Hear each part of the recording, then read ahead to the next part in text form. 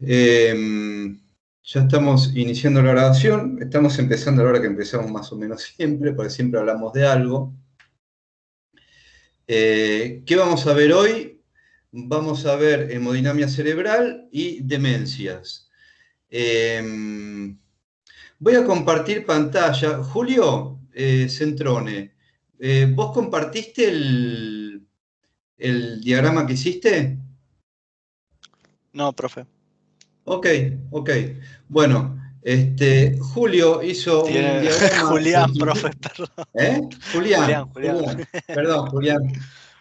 Te bauticé. Julián hizo un diagrama del circuito de Papez ampliado, que es el que les mostré, pero hizo de una manera sumamente prolija y maravillosa cuando terminó la última clase y lo compartió conmigo. Le dije que si quería lo podía compartir en el grupo de WhatsApp, donde sea. Me parece que le dio un poquito de vergüenza, así que lo voy a compartir. ¿Lo puedo compartir, Julián? Sí, profe, yo se lo pasé para que disponga como quiera.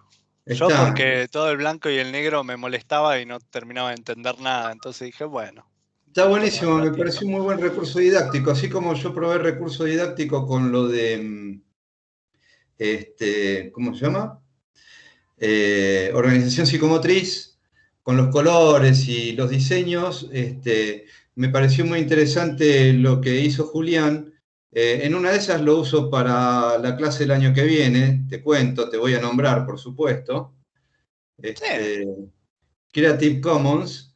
Tengo que compartir. Se lo voy a compartir para que quede grabado, porque realmente después le sacan un print de pantalla, si quieren. Está bueno lo que compartió Julián, realmente. A ver.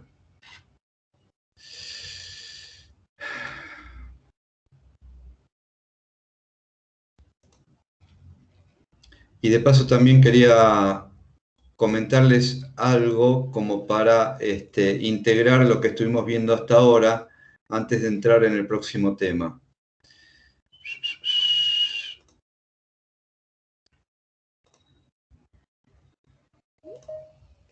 ¿Por qué no me deja compartir? Yo quiero compartir. Ay, Dios. Saltó los derechos autorales. ¿Cómo? Saltó los derechos autorales. Claro, por eso le preguntaba, ¿viste?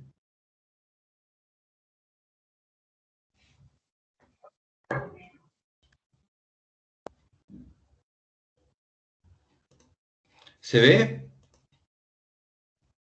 Sí, profe. Ok. Sí, Bueno, se ve.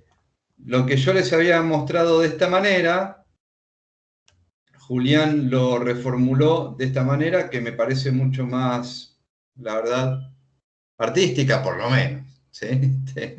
Este es el circuito de Papez ampliado, ¿sí? O de Jacob Papez.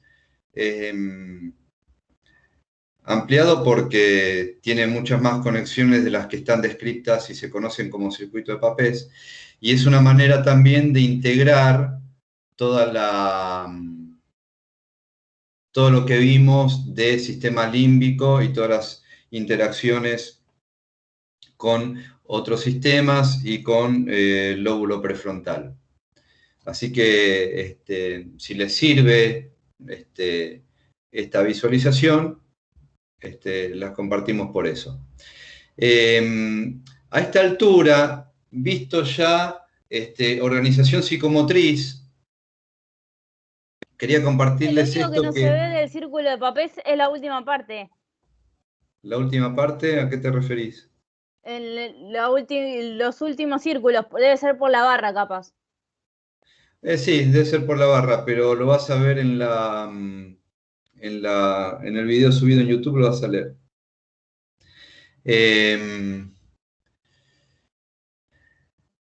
De esto ya les había comentado, alguna vez les había mostrado este esquema. A ver, Ahí estamos. Pero bueno, ahora que vimos todos los temas que están involucrados en este esquema, podemos integrar lo que vimos hasta ahora, que tiene que ver con un enfoque biopsicosocial a partir de la situación de prematuración del ser humano cuando nace, ¿sí? Prematuración que está asociada a la inmadurez del sistema nervioso central, principalmente, aunque no exclusivamente, con el proceso de mielinización que no está completado, ¿sí? Y que se termina de completar a nivel prefrontal a los 18 años de edad aproximadamente, entre los 18 y los 20, y se termina de completar en el resto del sistema nervioso central un poco antes. Depende del lugar y depende de la edad. De todas maneras, cuando hablamos de prematuración, no olvidemos que estamos hablando de lo orgánico. Esto no quiere decir que no estemos inmersos en un discurso, estamos inmersos en un discurso, participamos de significantes, participamos de una matriz cultural. No se trata solo de prematuración biótica, ¿sí? Ni tampoco de instinto materno, ni esas cosas. Un día, si quieren, hablamos del instinto materno si tenemos tiempo. Pero es una construcción histórica, ¿sí? En psicoanálisis y en psicología no hablamos de instinto, ¿sí? El instinto está perdido para el hombre y la mujer. Lo que hay es la pulsión, pero el instinto está perdido, el instinto es de los animales, ¿sí? Bien, entonces, por un lado, hay un sistema nervioso central que no está mielinizado totalmente al momento del nacimiento, por lo tanto no funciona de la manera más eficiente, pero hay un repertorio primitivo de acciones, ¿sí?, dados por los reflejos arcaicos y por el tono muscular, que fue lo que vimos la clase pasada, ¿sí? Tanto los reflejos arcaicos como el tono muscular, con lo que se da en el lazo social a partir de otros significativos que proveen del lenguaje, el cuidado, los estímulos y el amor, con la característica de la plasticidad, del hecho de que existe algo que se llama plasticidad sináptica, hace que a partir de ese repertorio primitivo de acciones se pueda desarrollar todos los procesos de maduración neurológica que implican el conocimiento sensorio-motor y la exploración a partir de esa organización sensorio-motriz, que va posibilitando la estructuración psíquica, pero estructuración psíquica que también se da directamente desde acá. Esa es la flechita que falta, ¿sí? Porque la estructuración psíquica no se da solamente porque hay un yo y hay un mundo exterior, según Freud, ¿sí? La estructuración psíquica se da a partir del lazo social y a partir del significante también, ¿sí? Si no, no haríamos nada con la organización psicomotriz, como veíamos la vez pasada. Pero bueno, eso respecto a una integración de plasticidad sináptica, organización psicomotriz, sensopercepción y maduración del sistema nervioso central a partir de la ontogénesis que ya vimos, desde el enfoque biopsicosocial. Digamos que resumimos algunas clases en esta. ¿Alguna pregunta respecto de eso?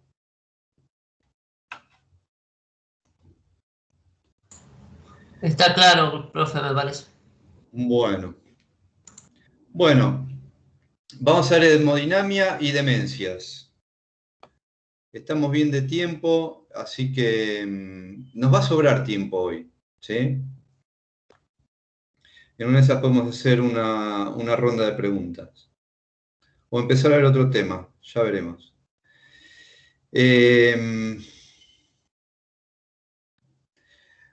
Vamos a ver una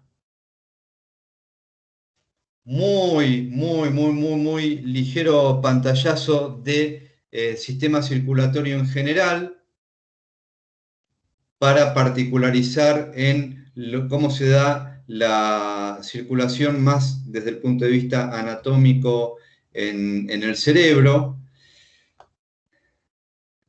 De ahí vamos a pasar a accidentes cerebrovasculares y, porque algún punto de conexión tienen también, vamos a hablar también de demencias. Hasta acá y hasta lo que veamos con este PowerPoint es lo que va para el examen próximo, ¿sí? Todo lo que veamos a partir de que termine este PowerPoint va para el siguiente examen, ¿sí? Como ya les dije, pero por las dudas les recomiendo, les reitero. Bien. Profe, que va hasta la clase 8. Sí. Clase 8. Pero en una de esas, en esta clase también seguimos viendo algún tema adicional, si tenemos tiempo. Bueno, les quería comentar algunas cosas que tienen que ver con cosas más, investigaciones más recientes. Estoy hablando, quiero sacar la cámara. Salió el PowerPoint. Ya sé que salió el PowerPoint. Dejar de compartir. Ahí estamos. Ahí vamos. Bueno, ahí estamos. Tiene delay. Quería compartirles algunas investigaciones de 7 años a esta parte, o sea que no están en el libro, que tienen que ver con nuevos paradigmas a partir de los cuales se está investigando no solo el cerebro y las funciones cognitivas, sino la salud en general, y que tienen que ver con el tema de hoy, evidentemente. ¿Sí? Digamos que hasta hace poco tiempo, hasta hace más o menos 20 años, un poquito menos incluso, el paradigma ¿cuál era? El sistema nervioso central regula al resto de los órganos, ¿sí?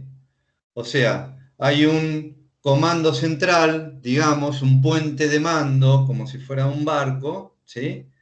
Un centro de cómputo a partir del cual se regula todo el organismo, ¿sí? Ese paradigma poco a poco está siendo reemplazado por otro paradigma que está empezando a estudiar la influencia de algunos órganos en el sistema nervioso central, como por ejemplo el intestino, la influencia del comportamiento e incluso de la postura en el sistema nervioso central, por ejemplo con las experiencias que les comentaba la clase pasada, ¿sí?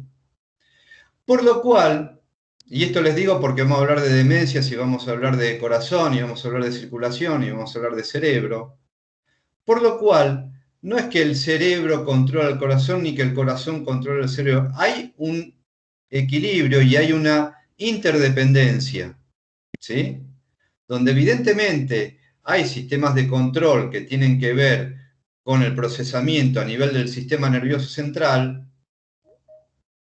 pero hay influencia muy directa de algunos órganos sobre el sistema nervioso central. Por ejemplo, ¿saben que está estudiando mucha gente? ¿Cuál es la línea de investigación de centros de estudio de los más avanzados en estudios de neurociencias en Europa a nivel del sistema nervioso central? ¿Saben qué están estudiando? Ni idea. La materia fecal. ¿Cómo? Sí, la materia fecal. ¿Qué pasó? Sí, esto yo vi unos estudios del intestino y la asociación con la Exacto. depresión. Exactamente, exactamente. ¿Por qué? Era de microbiota. Porque, claro, exactamente. Genera un atractor para generar un poco de interés, ¿sí? Pero es así. La flora intestinal, ¿sí? Tenemos entre 1 y 2 kilos de flora intestinal. Por eso esto de que el huevito freudiano y que somos un adentro y un afuera, la verdad es que cada vez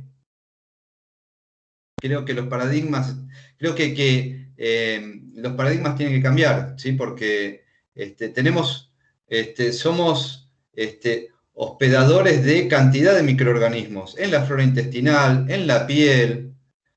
Damos un beso, le damos la mano a alguien y estamos intercambiando microorganismos, ¿sí?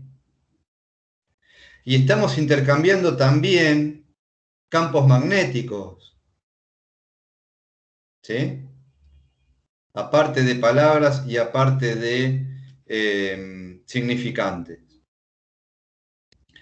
Resulta que la microbiota, o sea, la flora intestinal, está directamente relacionada con la síntesis de serotonina.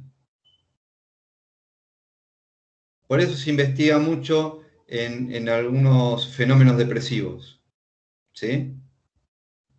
Entonces, hay gente que está investigando materia fecal para investigar el funcionamiento del cerebro, ¿sí? Es así, es lo que ocurre. Cuando les comentaba, por ejemplo, ¿se acuerdan cuando les comenté, no me acuerdo cuál les comenté, pero cómo influían ciertas posturas en algunos lugares del sistema límbico, como la ínsula? Sí, ese artículo lo mencionó, profe, pero ¿lo podría compartir o decirnos dónde lo podemos buscar? Sí, es un artículo que está en inglés. Bueno, sí, pero después, sí, le voy a buscar, ¿Cómo se lo pidieron en el foro? Es loco todas esas investigaciones, ¿no? Porque acá en Argentina yo tuve otra visión. Como no sé, en Brasil yo fui diagnosticado con depresión desde los 16 años. Y yo llegué acá en Argentina, empecé a estudiar counseling y en psicopatología hablábamos de que en la verdad tenía que hacer antes de medicar un examen de sangre y todo. Y yo fui y me consulté con ese que era mi profesor hasta entonces. Y me hizo un examen de sangre y me dijo, no, vos no tenés depresión, vos tenés hipotiroidismo. Bueno, claro, sí, sí. No sé qué tiene que ver el counseling con eso, pero No, porque sí. el counseling descubrí que tenían más interacciones, que no era solo que el orgánico Ok. te motivaba también. Ok. Sí, a ver, el paradigma, digamos, hay una visión de considerar la totalidad y la interacción y la interdependencia que es de distintas disciplinas, ¿sí? Por eso es interesante la interdisciplina y por eso es interesante el enfoque biopsicosocial, ¿sí? Pero, por ejemplo, hay muchas investigaciones que están buscando cierta causalidad entre la postura y la enfermedad de Alzheimer, que vamos a ver hoy, ¿sí? Entre la postura, los gestos, la conexión, la autopercepción emocional y su influencia a nivel de la irrigación del cerebro. ¿Sí? ¿Por qué? Por la interdependencia que vemos entre sistema límbico, sistema endocrino, autopercepción de las emociones vía ínsula y giro cingulado. Por eso les mostré el circuito de Papez ampliado. ¿Sí? Entonces, incluso hay investigaciones que tienen que ver con la frecuencia respiratoria y la intensidad respiratoria, el tipo de respiración y la oxigenación del cerebro, ¿sí? Y ahí son los pulmones los que están influyendo en el sistema circulatorio, ya lo sabemos, y en el cerebro, ¿sí? Entonces, está bueno acostumbrarse a pensar la interdependencia, ¿sí? Como paradigma, que lo podemos ver. ¿Y a qué quiero ir con esto? Siempre yendo al costado también epistemológico. Que un enfoque de la interdependencia es mucho más fructífero, abre más, permite más respuestas y permite establecer más preguntas y nuevas investigaciones. ¿Sí? ¿Se entiende? Tiene mayor poder heurístico, no solo explicativo, para dar cuenta de ciertos fenómenos de causalidad e intercausalidad de fenómenos, sino también para plantear nuevas preguntas. ¿Mm? Bien, entonces, vamos a pasar nuevamente, dicho esto. ¿Puedo hacer una pregunta? Sí, nombre y colegio siempre, acuérdate. Ya sé que sos Romina, hola. Romina, pero bueno. No, pero, por ejemplo, recién yo estaba leyendo la unidad 7, que es la que estábamos viendo ahora, estaba terminando de leer un resumen que había Sí. hecho y pregunto, ¿alguno de los ACV puede producir Alzheimer o son enfermedades que no tienen nada que ver una con la otra? Ahora lo vamos a ver. Ahora lo vamos a ver. Coming soon. ¿Están viendo la pantalla? No, todavía no. Yo estuve Todavía leyendo, no. sí, yo estuve leyendo una, después de esto me metí a leer investigaciones y había una que linkeaba el hipotiroidismo con el TDAH y comprobaba el Alzheimer. Era Claro, sí. interesante. Sí, totalmente. Hay que esperar muchos resultados para esas investigaciones, evidentemente, pero sí. Sí. Sí, sí, que conectaba desde la parte biológica, ¿no? Que una tiene conexión con la otra al final. Totalmente, pero no te olvides que no es solo lo biológico, por lo menos desde un enfoque biopsicosocial, ¿sí?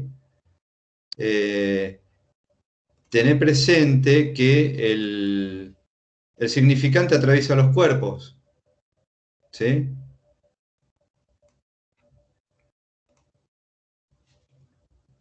¿Se ve ahora? Sí, Ahora profesor. sí. Sí. Ahí sí. Ok.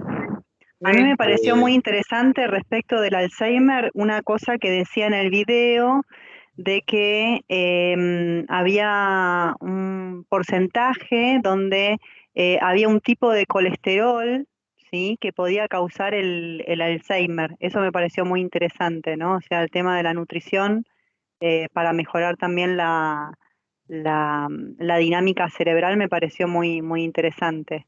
Y también sí. eso me llamó mucho la atención. Sí, haceme acordar si me olvido de tu comentario que acabas de hacer, ¿sí? Para Ok. cuando veamos a Alzheimer, ¿sí? Ok. Que tiene que ver con algo que les decía antes y por eso dejé compartir la pantalla, porque lo vamos a retomar cuando veamos Alzheimer. Sí, hay un montón de cosas. Imagínense que de lo que se está investigando, desde superalimentos hasta estilos de vida,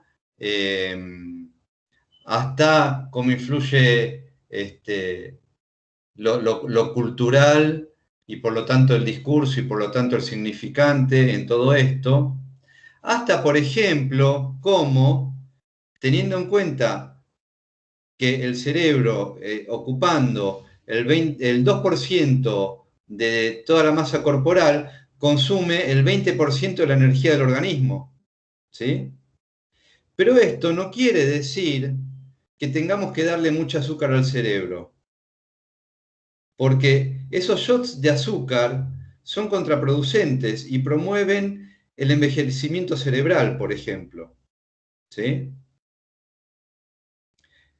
Pero démonos una idea del nivel de actividad que se produce en el cerebro, que siendo el 2% de la masa corporal total, consume el 20% de la energía total del cuerpo, del organismo, ¿sí? Y recibe el 16% del flujo circulatorio. Es una ¿sí? barbaridad. Porque está permanentemente necesitando oxígeno y nutrientes y permanentemente generando productos de desecho, ¿sí? Fruto del metabolismo.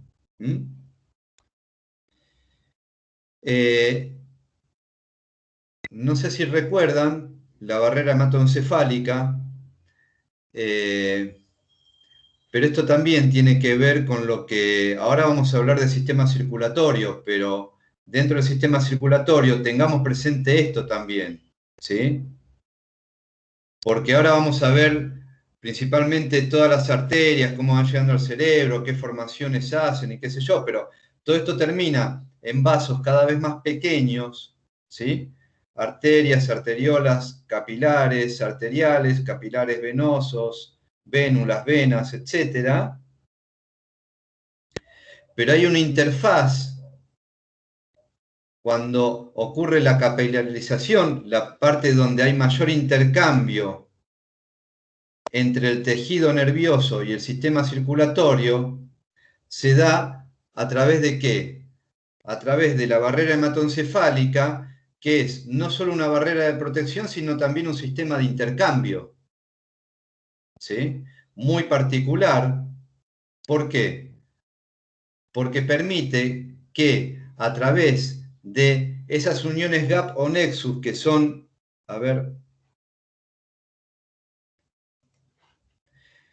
esta es la capa más interna del capilar, ¿sí? Esta es la capa interna. Estos son los glóbulos rojos. Los glóbulos rojos, ¿por qué no tienen núcleo? ¿Saben por qué no tienen núcleo?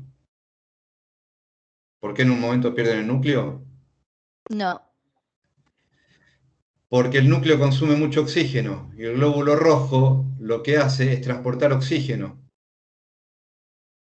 4 moléculas de oxígeno en cada molécula de hemoglobina, ¿sí? Por eso pierde el núcleo y por eso tiene esta forma de disco bicóncavo, ¿sí? Para que se produzca el pasaje de ciertos nutrientes, principalmente glucosa y oxígeno, hacia el cerebro y el sistema nervioso central en general, también hablamos de médula cuando hablamos de esto, tiene que haber un sistema muy particular, porque en el medio también está líquido cefalorraquídeo, ¿sí? No se puede mezclar sangre con líquido cefalorraquídeo. Entonces, hay todo un sistema que es la barrera hematoencefálica, que además de protección, permite cierto tipo de intercambios y no otros, ¿sí? Entre la sangre y el líquido cefalorraquídeo por un lado, entre el líquido cefalorraquídeo y las células intersticiales del sistema nervioso central, acá vemos células de la glía, de sostén y nutrición, y también entre la sangre y el líquido intersticial, ¿sí? Cuando les decía, esta es la capa más interna, el endotelio, ¿sí? Y las uniones entre estas pequeñas células que forman esa pared interna entre sí, hay ciertas aberturas que son cierto tipo de unión particular entre células que se llaman uniones gap o nexus, ¿sí? A partir de los cuales se da este tipo particular de intercambio. Esto también ténganlo presente cuando hablemos de Alzheimer. ¿Está? Y líquido cefalorraquídeo. Bien.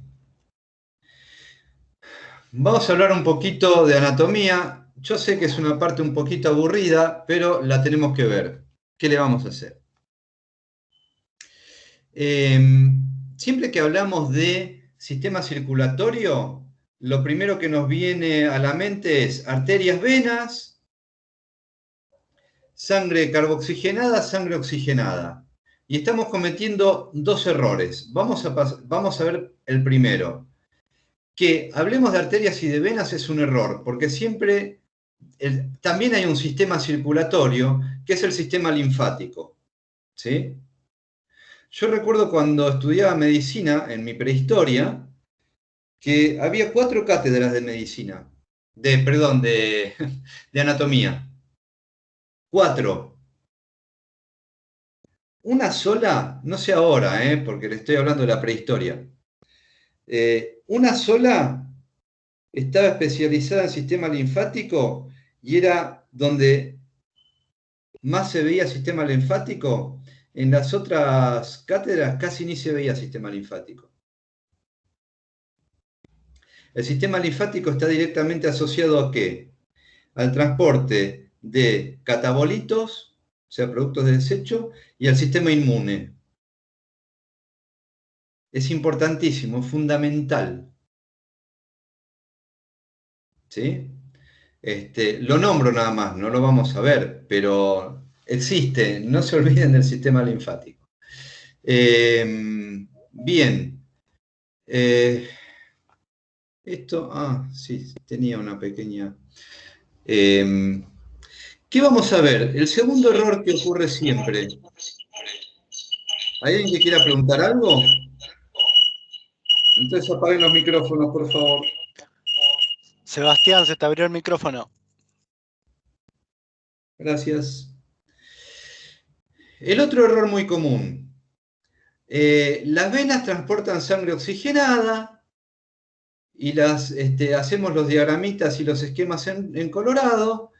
Y las arterias transportan sangre oxigenada y las pintamos de colorado, y las venas transportan sangre carboxigenada, o sea, dióxido de carbono, y las pintamos de azul. Error.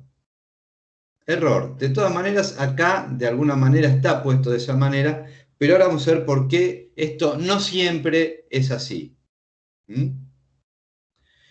Lo que podemos considerar es que si tomamos como centro y punto de partida el corazón, todo vaso, cuando hablamos de vaso, hablamos de arterias, venas y vasos linfáticos, ¿sí? Específicamente, respecto a circulación sanguínea, o sea, arterias y venas, si tomamos al corazón como centro, punto de referencia a partir del cual empezar un recorrido, todo vaso que sale del corazón hacia el resto de los órganos es arteria. Y todo vaso que regresa al corazón, desde los órganos hacia el corazón, es vena. No importa qué tipo de sangre conduce. ¿Está? Si sale del corazón hacia la periferia, si quieren, de manera centrífuga, es arteria. Si vuelve al corazón, si quieren, si les sirve de ayuda de memoria solamente, de manera centrípeta, si llega al corazón, es vena. ¿Está? ¿Esto por qué se los digo? Porque hay veces que las venas transportan sangre oxigenada y las arterias transportan sangre carboxigenada. ¿Está? ¿Se entiende? Entendido, profe. Gracias por la aclaración. Vamos al ejemplo. Y una vez que lo termine de decir, si hay preguntas, abro para preguntas. Más que nada si quedó claro. Acá tenemos el corazón, un esquema del corazón evidentemente. No sé si saben, pero el corazón no tiene inervación nerviosa específica. Ustedes pueden sacar un corazón y dejarlo en un medio adecuado y el corazón sigue latiendo. ¿Está? no hay nervios específicos que lleguen al corazón. ¿Estamos? Sí, lejos de comprobarlo, pero sí. Ok, bueno, está bien, pero es así. Los anatomistas, y cuando ves un preparado, lo ves, y cuando lo ves por imágenes también lo ves. Lo que sí tiene el corazón, aparte de que, ¿cómo está regulado el corazón? Está regulado por el balance hidrosalino y por el balance endocrino a través de la sangre. ¿Sí? Alguna regulación tiene, evidentemente. Cuando hay mucha noradrenalina empieza a latir más rápido. ¿Sí?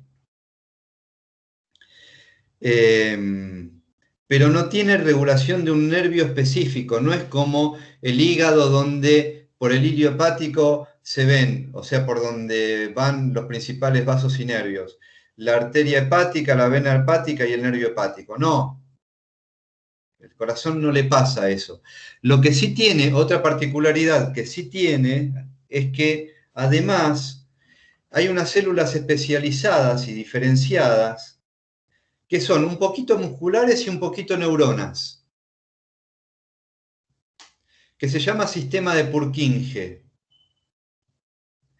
y que es lo que se da en llamar el marcapasos del corazón. Son las células que dan el ritmo cardíaco para la contracción y dilatación del corazón, para que funcione como bomba. ¿Sí? Esas células particulares diferenciadas, que están solamente en el corazón, hasta donde se sabe por lo menos, son las que, con sus impulsos nerviosos, producen la contracción de todo el músculo del corazón. El corazón es un músculo con cavidades, digamos, ¿sí? Una bomba que se contrae, lo llamamos sístole a esa contracción, y se dilata, se relaja, llamamos diástole a esa relajación. ¿Sí? En cada contracción o sístole, el corazón empuja sangre hacia el resto de los órganos. En cada diástole, al relajarse y abrirse, recibe sangre desde los órganos, desde el sistema venoso. ¿Sí? El corazón está formado por 4 cavidades. Aurículas son las cavidades superiores más pequeñas y ventrículos son las cavidades inferiores más grandes. Hay válvulas en las aurículas y en los ventrículos que hacen que la sangre, una vez que salió, no vuelva, y una vez que entró no vuelva, para evitar ese reflujo que se llama soplo. No vamos a hablar de eso específicamente porque no tiene que ver con el contenido de lo que vamos a ver, pero sepan que existe eso también. Y hay 2 tipos de circulación. Una circulación menor y una circulación mayor. A la circulación menor se le llama circulación pulmonar y a la circulación mayor se la llama circulación sistémica. Este es un mero esquema lo que estamos viendo, ¿sí? Pero ¿cómo funcionaría esto? Podemos empezar por el ventrículo izquierdo, ¿sí? Que sería este. Desde el ventrículo izquierdo sale sangre con oxígeno, sangre oxigenada, a través del callado de la aorta. Se va a empezar a ramificar el callado de aorta, no importa, no viene al caso. Va por la aorta hacia otras arterias, se ramifica hacia todos los órganos para llevar oxígeno y nutrientes a los órganos. Estamos hablando de hígado, músculo, hueso, todos los órganos. Piel, ¿sí? ¿Cómo lo va llevando? Se va ramificando cada vez más en vasos cada vez más chiquitos, selectivamente permeables, para que se produzca el intercambio de gases y metabolitos, ¿sí? Entonces, los capilares que vienen desde las arterias entregan oxígeno y nutrientes y van empezando a recibir dióxido de carbono y catabolitos propios del metabolismo celular en cada órgano. Esos capilares venosos se van agrupando, van formando vasos cada vez más grandes, van formando venas. ¿Qué transportan? Lo que nos interesa para el caso es sangre carboxigenada, es decir, con dióxido de carbono, producto del metabolismo celular, y sustancias de desecho, que en parte son procesadas esas sustancias de desecho por el hígado. Y la sangre con dióxido de carbono entra por la vena cava hacia la aurícula derecha. De la aurícula derecha pasa al ventrículo derecho, del ventrículo derecho pasa a la arteria pulmonar que está transportando sangre carboxigenada. Por eso les decía la aclaración primera. La arteria pulmonar transporta sangre con dióxido de carbono hacia los pulmones para que en los alvéolos se produzca el intercambio entre dióxido de carbono que entrega la arteria pulmonar para que sea expulsado hacia el medio externo y reciban oxígeno en el proceso que se llama hematosis. Se elimina dióxido de carbono, se recibe oxígeno. Ese oxígeno es transportado por venas, las venas pulmonares, hacia aurícula izquierda, de ahí pasa a ventrículo derecho, y ahí arteria aorta, recomienza el ciclo. Ese ciclo, que fue el primero que vimos, circulación mayor o sistémica, y el otro ciclo que es circulación menor o pulmonar. ¿Se entendió? Sí, Sí, sí, profesor. profe. ¿Preguntas hasta acá? Bien. Porque, a ver, ustedes dirán, ¿para qué me sirve, no digo la palabra intermedia eso, ¿para qué me sirve saber circulación mayor y circulación menor? Primero, porque vamos a ver algo que tiene que ver con accidentes cerebrovasculares y vamos a ver vasos sanguíneos, pero también bueno, si es tan importante el oxígeno para el cerebro, bueno, ¿de dónde viene el oxígeno? A ver, ¿cómo aparece? ¿Sí? Entonces es pertinente verlo. Bien, vamos a un poquito de anatomía.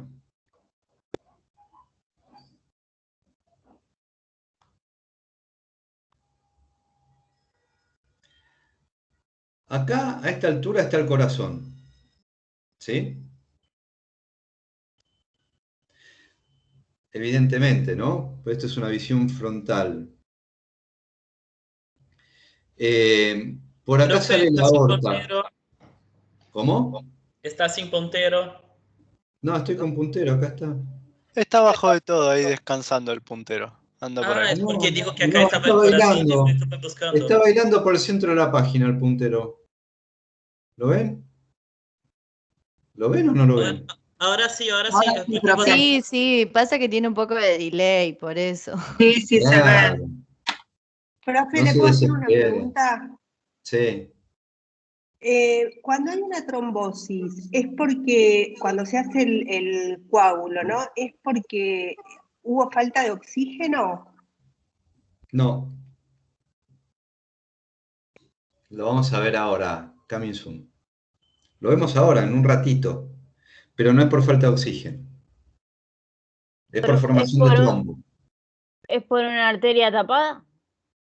Claro, Exacto. ¿cómo se forma? ¿Por qué se forma? Digo, Ahora porque vamos, pensé ahora que era- vamos. Ahora Coming vamos. Está soon. bien, está bien. Ahora vamos. Coming soon. Bien. ¿Se acuerdan que les hablaba de la aorta? ¿Sí? Después hay otra rama que es la aorta abdominal. Bueno. Esto es lo que se llama callado de la aorta. Porque es como esa parte del bastón, de un bastón, ¿sí? Callado de la aorta. ¿Sí? Del callado de la aorta, que es la arteria que sale desde corazón para toda la circulación sistémica, o sea, la circulación mayor, sale una arteria que se llama carótida interna, perdón, carótida común, me está adelantando, arteria carótida común, ¿sí? Izquierda, y esto es un detalle, la carótida derecha no sale del callado de la aorta, sale de la arteria subclavia. La carótida, hubo dos presidentes que tuvieron temas con las carótidas, no sé si saben. Las arterias carótidas, muy importantes y donde se dan muchos accidentes cerebrovasculares, o donde se produce, acá está muy cerca de un centro de regulación a nivel troncal, cuya disfunción puede provocar accidentes cerebrovasculares. La arteria carótida se va a ramificar en arterias carótidas interna y externa, que van a, en sus ramificaciones, irrigar el cerebro. Esto, todas las arterias que parten de las carótidas forman un sistema a partir de su ramificación que se conoce como sistema carotídeo, que aporta el 80% de la sangre que llega al cerebro,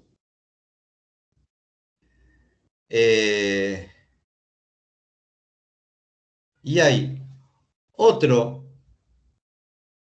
circuito que es más posterior, que ahora lo vamos a ver, desde acá se ve mejor, que está formado a partir de las arterias vertebrales que pasan justamente por los agujeros vertebrales de las astas, ¿sí? Y se van a juntar este sistema vertebral que aporta el 20% del flujo sanguíneo con este sistema carotídeo y van a formar entre los dos sistemas lo que se llama la arteria basilar. Cuando dos o más vasos se unen, se llama anastomosis. Acá vemos anastomosis, varias. Acá vemos anastomosis. Acá vemos anastomosis. Acá vemos anastomosis. ¿Sí? Acá vemos anastomosis. ¿Sí? Es unión de vasos sanguíneos.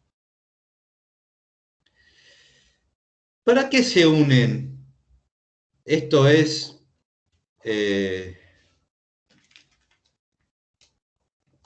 parte de lo que hasta ahora se conoce como evolución de las especies.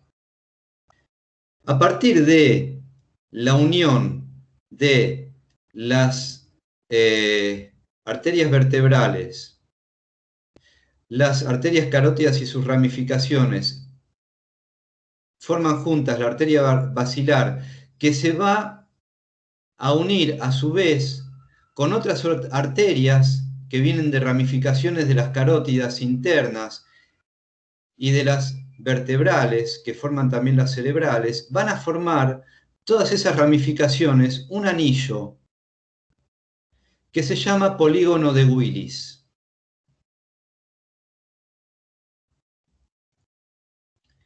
Que está formado por las arterias vertebrales, las arterias carótidas internas, las ramificaciones de las carótidas internas y las vertebrales, comunicante posterior, cerebral media, y la arteria basilar,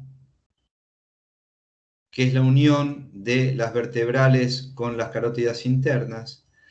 Todas esas forman el polígono de Willis, a partir de las cuales se siguen ramificando. Es como que se van ramificando, se juntan, forman toda una serie forman como un anillo y se vuelven a ramificar. ¿Sí? ¿Para qué se produce todo este pequeño quilombo? Es un sistema de seguridad. Porque si yo, por ejemplo, tengo una falla en esta arteria vertebral, que va a aportar menos flujo, principalmente una carótida que aporta más flujo, ¿sí? Tengo todo un sistema de compensación con las otras arterias que además se unen para seguir luego ramificándose. ¿Y esto qué produce? Que la tensión arterial, ahora vamos a ver el concepto de tensión arterial, sea pareja en todo el cerebro, aunque haya algún problema en alguno de esos vasos que lo irrigan. ¿Por qué? Porque se comparte. Cooperativizan y siguen ramificándose. Entonces, si falla uno, está el otro para compensar. ¿Se entiende? Están los demás para compensar. ¿Se entiende esto? Sí, profesor. ¿Hay alguno que no lo haya entendido?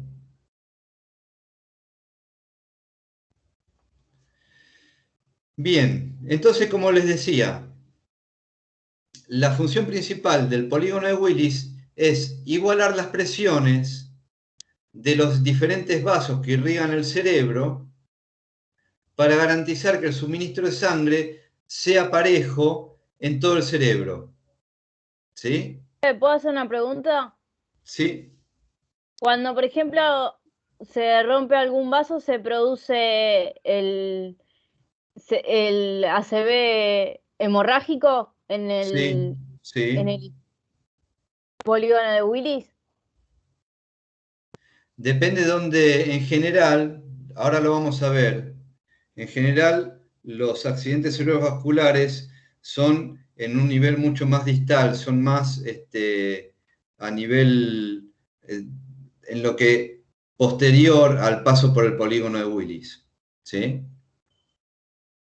Pero si tenés un accidente cerebrovascular, como les decía antes, vos tenés un accidente cerebrovascular a este nivel. En general, los accidentes cerebrovasculares ocurren a este nivel, más a nivel capilar, ¿sí? Pero si vos tenés un accidente cerebrovascular, tenés una patología vascular a este nivel, que es un nivel muy inicial de irrigación y muy importante, bueno, están todo el otro sistema que confluye en el polígono de Willis para compensar esto que nos llega por acá. ¿Se entiende? ¿Se entiende? Sí, sí. ¿Sí?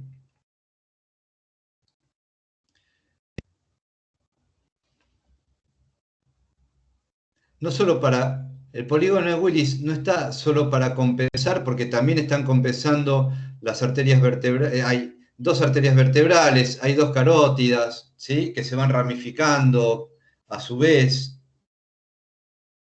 Pero además, a través del polígono de Willis se juntan todas la sangre que viene de cada uno de los vasos, y al juntarse se igualan las presiones. Entonces, si yo tengo un pequeño angostamiento por alguna placa de ateroma a este nivel, entonces la presión viene sangre con menor presión,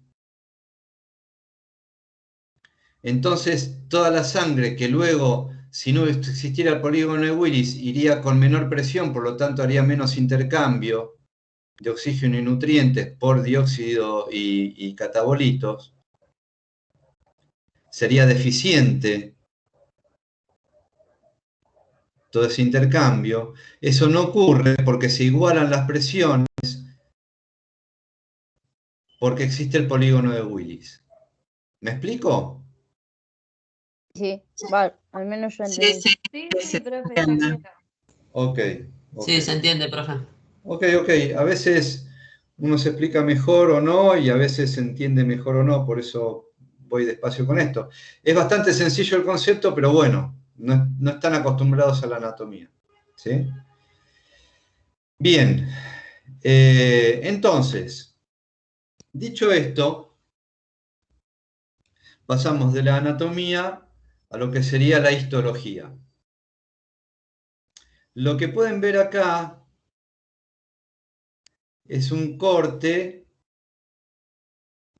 de una arteriola o capilar arterial.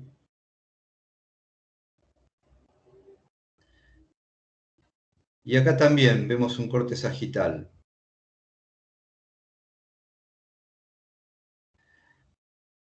La arteria tiene algunas cosas parecidas a las venas, pero otras diferentes, ¿sí? La arteria es mucho más elástica que las venas.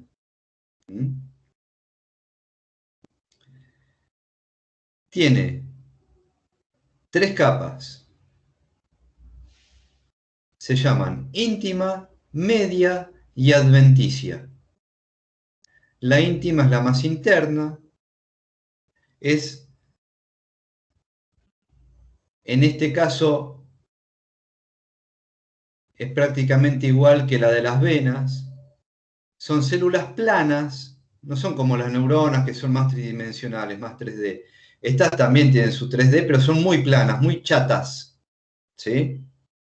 Tienen que ser chatas y tienen que ser totalmente lisas, ¿sí? Es importante que la pared interna de esta manguera sea totalmente lisa, porque si hay una solución de continuidad, si hay una pequeña herida y se pierde esa lisura, se produce toda una serie de reacciones que tienen que ver con flujo de plaquetas y coagulación. Entonces, Perdón, profe. espérame un poquito. La pared del endotelio, ese epitelio interno, capa interna de la arteria, es totalmente lisa, formada por células planas. ¿Sí? Después tenemos la capa intermedia, que es una capa de células de músculo liso que se disponen como anillos, colágeno y fibras elásticas. El colágeno sistema conectivo y fibras elásticas, aparte del músculo liso. Este músculo liso va a estar inervado por los nervios del sistema simpático y parasimpático. Y una capa externa o adventicia formada por principalmente tejido conectivo, tejido de sostén. ¿Sí? Entre las tres capas hay a su vez una capa de tejido, una capita, digamos, de tejido conectivo. ¿Está? Estas son las tres capas que forman una arteria. La sangre que circula por las arterias, ¿qué pasa? Yo les decía, el corazón produce el sístole bombea, manda sangre,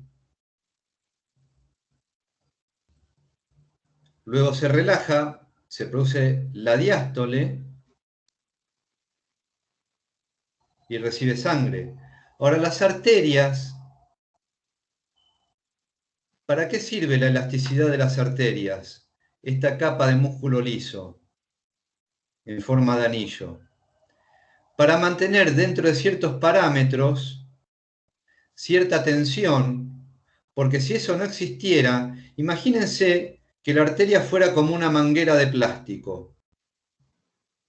Yo abro la canilla, pasa agua, cierro la canilla, no pasa. Entonces, en el diástole no habría flujo sanguíneo. Lo que hace la pared elástica de las arterias es que haya cierto rango de tensión en las paredes más o menos constante, que es lo que se llama tensión arterial mínima o diastólica y máxima o sistólica. La presión que ejerce la sangre sobre las paredes, sobre la pared de la arteria, es lo que se llama tensión arterial. ¿Sí?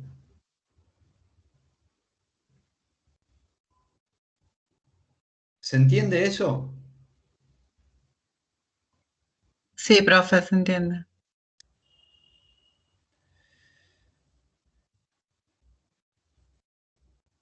Los valores normales son entre 80 y 120 óptima. Hay una tensión normal entre 80 y 84 y 120, 129. Y ya empieza a haber una tensión elevada cuando estamos a partir de los 85 y a partir de los 130 milímetros de mercurio. Se miden milímetros de mercurio. Profe, pero eso no tiene que ver con el tamaño, el peso de la persona. Sí, eso influye no solo por la compresión, sino también por el acúmulo de lípidos, que ahora vamos a ver. Justamente, estos son ciertos valores normales en el sentido de óptimos, ¿sí? A partir de los cuales el intercambio de nutrientes y oxígeno y dióxido es óptimo para todos los órganos. Y a partir de una tensión arterial más elevada, ¿qué quiere decir que la tensión arterial es más elevada? Que la sangre produce más presión sobre estas paredes.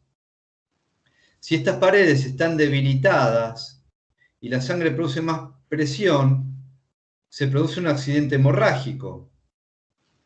¿Sí? Si estas paredes están más gruesas y va el mismo flujo de sangre en un sístole, va a producir mayor presión. Porque tengo con menos luz la misma cantidad. Es como cuando yo cierro una manguera para que salga con más presión cuando estoy regando. Cierro el pico de la manguera. ¿Sí? Pongo el dedito en el extremo de la manguera y sale con más presión. Va a ejercer más tensión sobre las paredes. Ahora lo vamos a ver. Esa con los años, y esto es importante saberlo, con los años, ahora vamos a ver cómo la luz, o sea, el espacio que hay dentro del cañito de las arterias, se va haciendo más chiquita y pasa el mismo flujo de sangre. Ese mismo flujo de sangre va a ejercer más presión sobre las paredes y va a empezar a debilitar esas paredes. Y eso es muy importante tenerlo en cuenta principalmente en dos órganos, el cerebro y el riñón.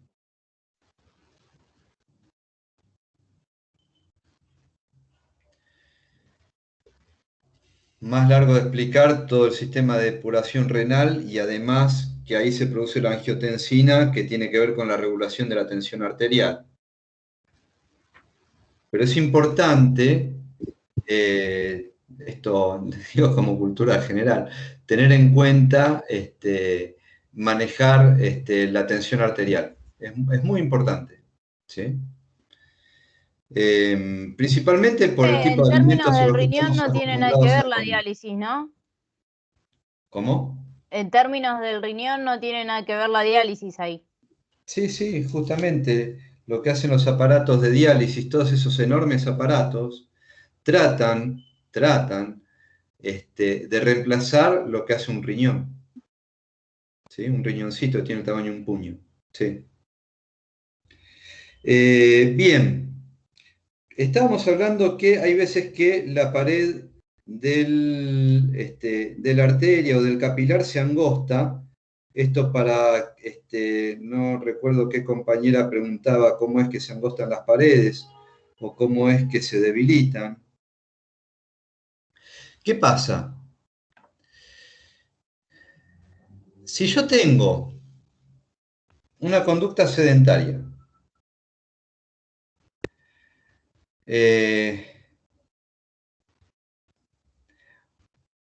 una dieta alta en grasas y azúcares,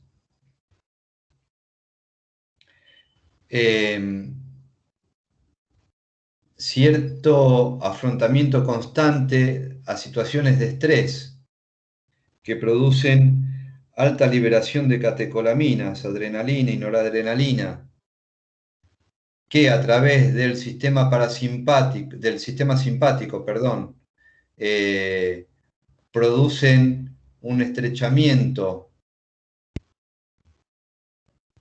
de las paredes de las arterias, y eso es constante,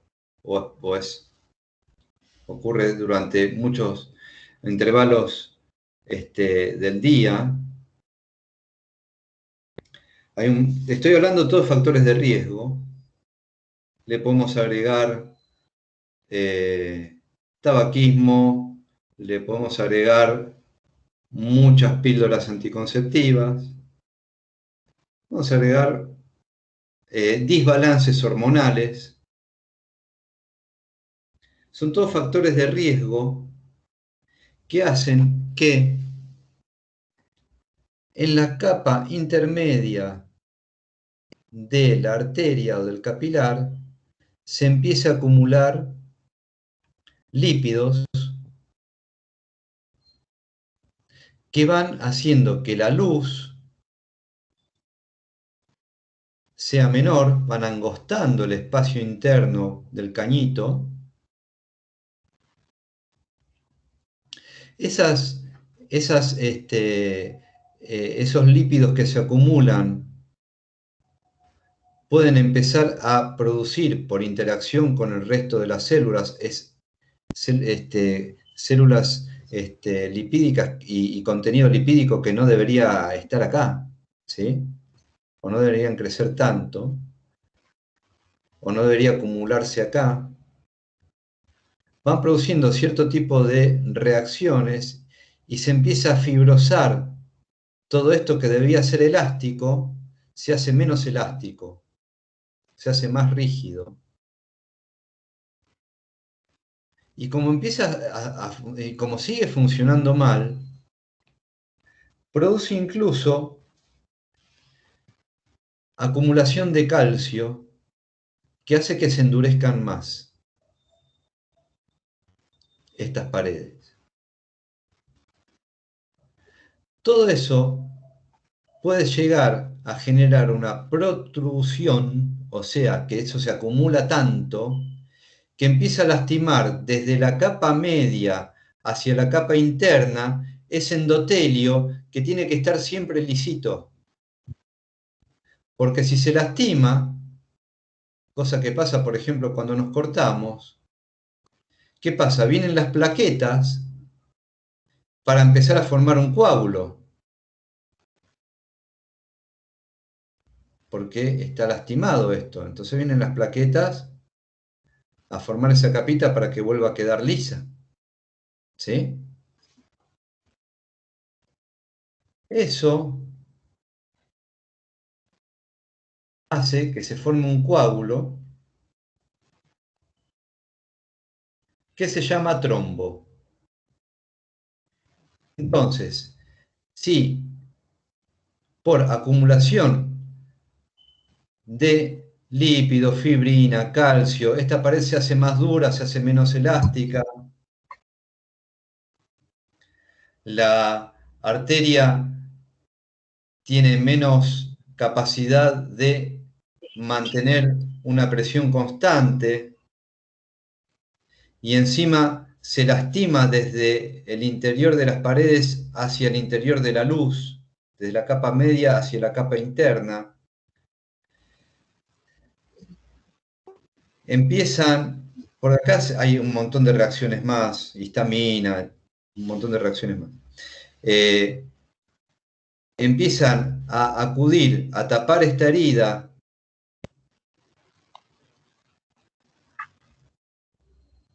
fibroblastos y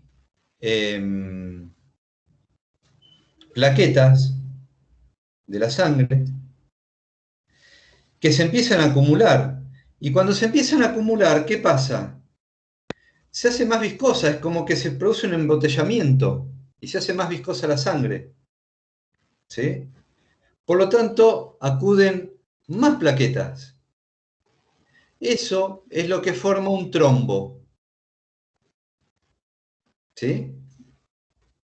A partir de lo que todo ese proceso que les conté que desemboca en esta herida interna se llama placa de ateroma. Formación de placa de ateroma. La consecuencia, ¿cuál es? Que se acumulen plaquetas, se forme un trombo, un tapón de plaquetas, un coágulo interno. ¿Sí? ¿Se entiende? Sí, profe. Sí, profe. ¿Placa de ateroma es lo mismo que arteriosclerosis? Ateroesclerosis, sí. Ok, gracias. Profe, y una preguntonta. Cuando sucede el coágulo, ¿el anillo de Willis no está funcionando correctamente? ¿O no tiene nada que ver? No, el anillo de Willis está para compensar eso. O sea, está saturado. ¿Puede estar saturado o no? Mira, suponete que se produce una placa de ateroma a esta altura. ¿Sí? Entonces esta arteria va a empezar a aportar menos sangre. ¿Sí? Si esta arteria no se comunicara, no compartiera con todo ese polígono de Willis, todo ese sistema de anillo, no estaría compensada. ¿Se entiende? Está previo, digamos, al anillo de Willis. Si yo tengo una placa, ponele, estamos haciendo una hipótesis, ¿eh? Si yo tengo una placa de ateroma a esta altura, ponele a esta altura si se ve en esta vista, a esta altura si se ve en esta vista. Este vaso si este vaso no compartiera luego, este vaso ¿cómo va a compartir? Viene por acá, baja un poquito y se une con esta y forman la arteria basilar. Y después forman este anillo. Entonces, todo lo que no aporta desde acá, si esta no se uniera por este lado y fuera directamente, va por su propio camino, se corta sola, digamos, todo, por acá no podría haber aporte de flujo sanguíneo. Pero sí lo hay, ¿por qué? Porque esta viene por acá, y para acá, ¿qué vienen? Las que salen del polígono de Willis. Las arterias principales que van a alimentar el cerebro, las carótidas y las vertebrales, se unen en el polígono de Willis y a partir de ahí se siguen ramificando. Pero primero se unen. ¿Se entiende? Sí. Por eso pueden compensar. Ahora, ¿qué pasa? Sí, los tipos de ACV que ahora vamos a ver ocurren a este nivel, son posteriores al polígono de Willis. Ahí no hay manera de compensar. Claro. ¿Se entiende? ¿Y si le pasaría algo al polígono de Willis? Y estás en un problema. No, bueno, pero No, sí, puede haber un tumor que crezca y lo aplaste, algún cierto tipo de traumatismo, sí, puede pasar. Estás en un grave problema ahí. ¿Mm?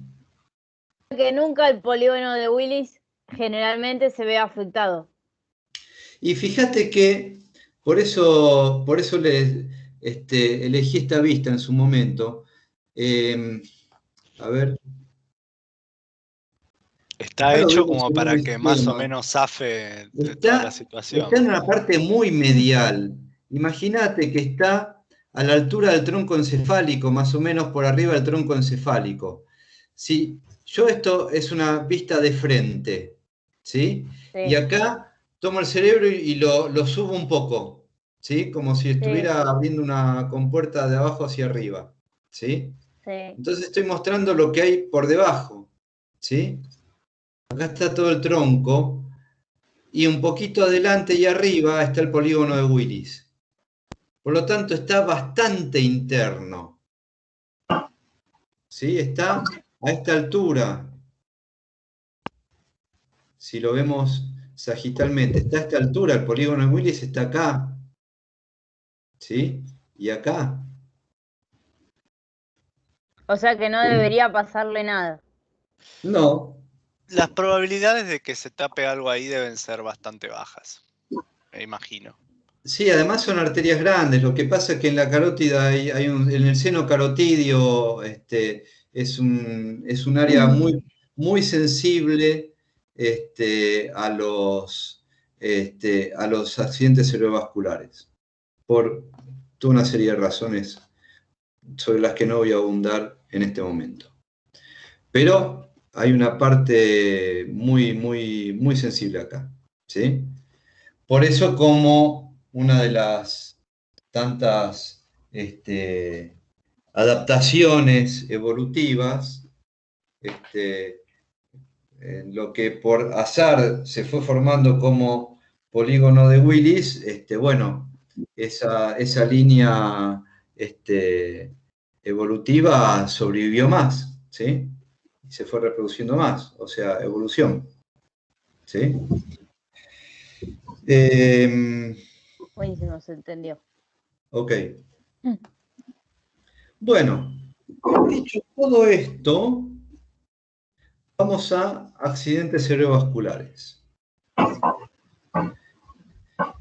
¿Qué conocemos, qué entendemos por accidente cerebrovascular? Es sencillo. Es ni que se tapa, ni que se rompe.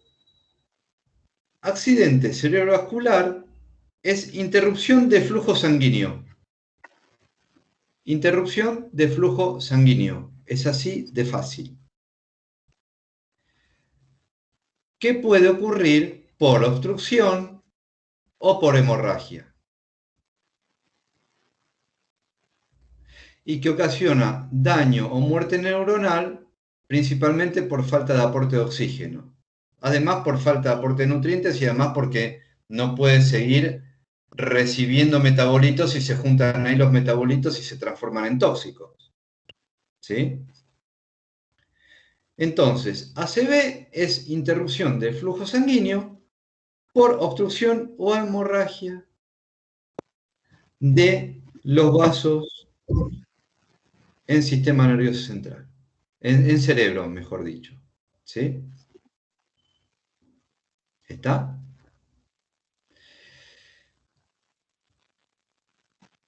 ¿Cuáles son Sí, los profe. factores que... estaba tomando aire. ¿Cuáles son los factores que están involucrados en los accidentes cerebrovasculares? Hay factores vasculares, o sea que tienen que ver con la salud de las paredes de los vasos sanguíneos, ¿sí? Con la integridad de las paredes de las arterias. ¿Qué quiere decir esto? Que las paredes sean lo suficientemente gruesas, porque si se empiezan a hacer finitas se produce un aneurisma. ¿Qué quiere decir? Que se rompe la pared y sale la sangre de adentro hacia afuera.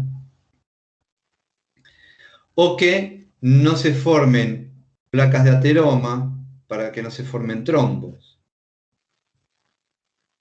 Esos son factores vasculares a partir de los cuales se puede producir un ACV. Estamos hablando de etiología, ¿sí? Hay factores sanguíneos que tengan alteraciones plasmáticas o alteraciones en los glóbulos rojos. ¿Qué quiere decir esto? Que los glóbulos rojos llevan menos oxígeno, entonces las neuronas reciben menos oxígeno, entonces se produce una necrosis. Ahora vamos a ver qué es eso. O que, por ejemplo, la sangre se hace más viscosa por estrés, por dieta poco saludable, por sedentarismo. Entonces el flujo de sangre disminuye, se hace más lento. Si es más lento, aporta menos, pasan menos autos llevando oxígeno para el intercambio. ¿Sí? Y también puede ser por factores cardíacos. Una insuficiencia cardíaca, ¿sí? El corazón late diferente a lo que debería latir. Alteraciones en el retorno venoso, entre otras. Un corazón muy grande.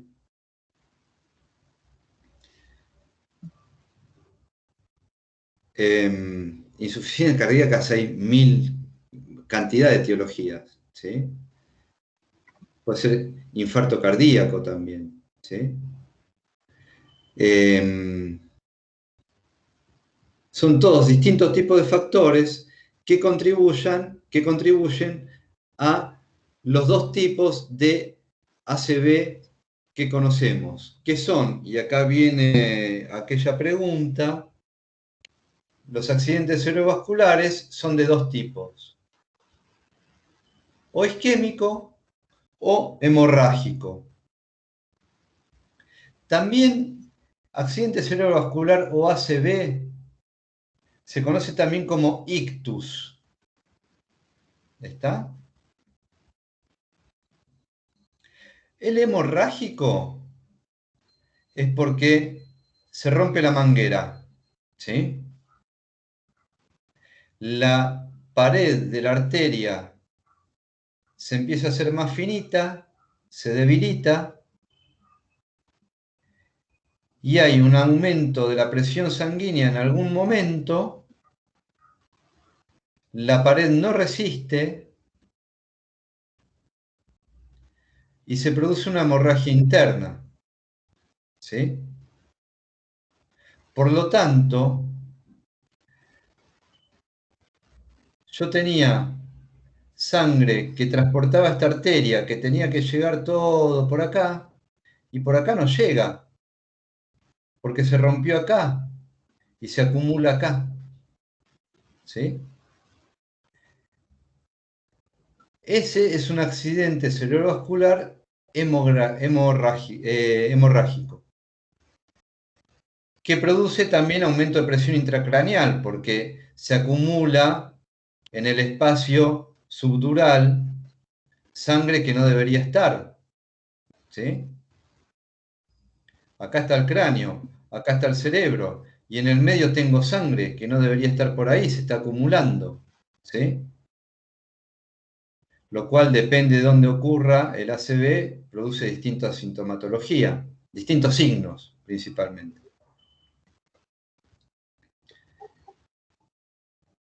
Y esa sangre no llega a donde tiene que llegar. Por lo tanto, las células no pueden recibir oxígeno, ni nutrientes, ni pueden enviar, bueno, sí, depende, si lo pueden enviar si hay venas que lo reciben, metabolitos de desecho, pero toda la circulación en esa zona se hace más deficiente, ¿sí? Y las células dejan afectadas por esa... Hay un piquete acá, la cortan, ¿sí? No pasa más oxígeno y nutrientes. Esas células no reciben más nada. Profe, le hago una consulta. Bueno. La hemorragia, o sea, esta es intracerebral. Sí. La que usted está describiendo. Y la Sí. subaracnoide, ¿cuál es más grave de las dos? Es intracerebral. Digo que debajo, a lo que me refiero, es que debajo de las meninges, vos tenés el cráneo, las meninges y el cerebro, básicamente, ¿sí? Sí. Entre el cerebro y las meninges se empieza a acumular sangre, ¿sí? O sea, y no tiene cómo salir, porque el cráneo es rígido, entonces se empieza a aplastar el cerebro. Sí. ¿Sí? ¿Se entiende? Sí, pero entre las dos, o sea, las dos, Depende los de la ACV zona. hemorrágicos. Los accidentes hemorrágicos depende, la gravedad depende de el vaso afectado, ¿no? Si es un vaso muy grueso, si es un vaso más cercano al corazón, digamos, es más grueso y va a afectar mucho más, porque queda mucha más áreas sin irrigar. Depende de la zona donde ocurre el ACV, depende del lóbulo donde ocurre, ¿sí? ¿Cuál va a ser el compromiso? Por eso vimos funciones lobares antes, ¿sí? No es lo mismo un ACV en lóbulo parietal que en lóbulo occipital. ¿Se entiende? ¿Sí? Y el compromiso depende de a qué altura del recorrido esté implicada ese accidente hemorrágico. ¿Sí? ¿Está? Sí, lo que pasa es que, bueno, yo pensé que la intracelular y la subaracnoide eran diferentes, pero no, depende de dónde esté. O sea, la gravedad es la misma. Sí, la gravedad no es que es la misma, depende del área involucrada. ¿Sí? Perfecto, ¿Está? gracias. Bien. Los accidentes isquémicos no ocurren por hemorragia, sino porque, en realidad dije, la analogía del piquete va más para el ateroma y el trombo. Sino porque está angostado o frenado, tapado ese camino. ¿Sí? En el hemorrágico hay una fuga directamente, ¿sí? Hay un desvío. Y la sangre, en vez de continuar por el camino normal, se va de cauce. En el ateroma, o en el trombo, o en el émbolo, ahora vamos a ver, la sangre deja de circular. ¿Cómo es que pasa eso? Es como les decía antes. Cada ateroma circula menos sangre por acá, va menos oxígeno, las células reciben menos oxígeno. Poco a poco se van envejeciendo prematuramente porque reciben menos oxígeno. Las neuronas, ¿sí? Acuérdense que el cerebro consume el 20% del oxígeno total, ¿sí? Entonces empiezan a envejecer antes. Ahora, si encima se lastima, vienen las plaquetas, se forma el coágulo, ese coágulo, ¿cómo se llama? Se llama trombo. ¿Sí? Y por acá ya no pasa más sangre.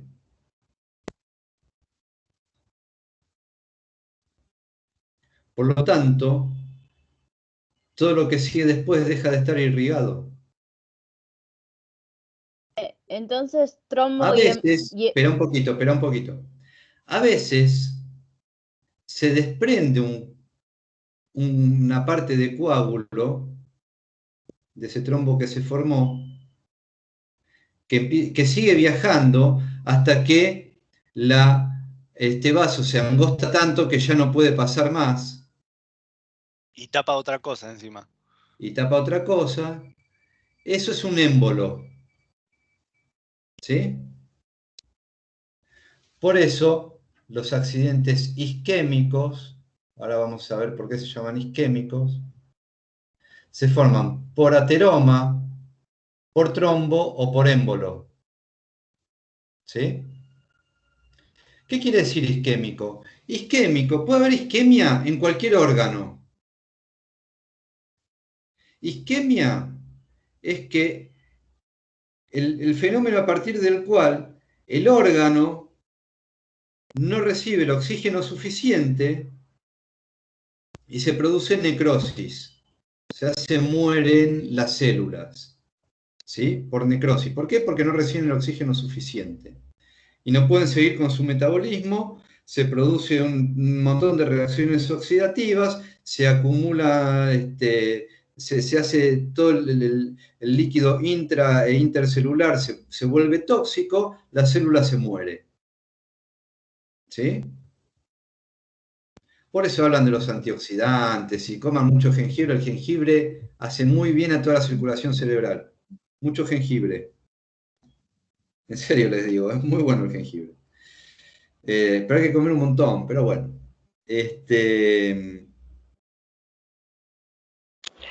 Profe, Isquémico, espera que termino con esto y con este concepto. Isquemia quiere decir que el órgano recibe menos oxígeno y la célula muere, por todo lo que les dije, ¿sí? ¿Cómo se llega a esa isquemia? Se acumula placa, se engrosa la pared, la circulación se hace más lenta, aumenta la viscosidad, se forma un coágulo, del coágulo se desprende un trombo y llega a otra zona, ¿sí? Perdón, y a veces ese trombo viaja y cuando viaja se llama émbolo, ¿sí?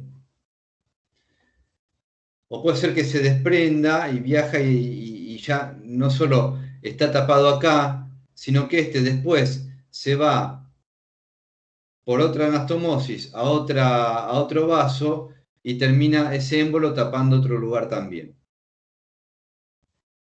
Las células, a partir de ahí, esas neuronas no dejan de recibir oxígeno, se mueren. Eso se llama isquemia.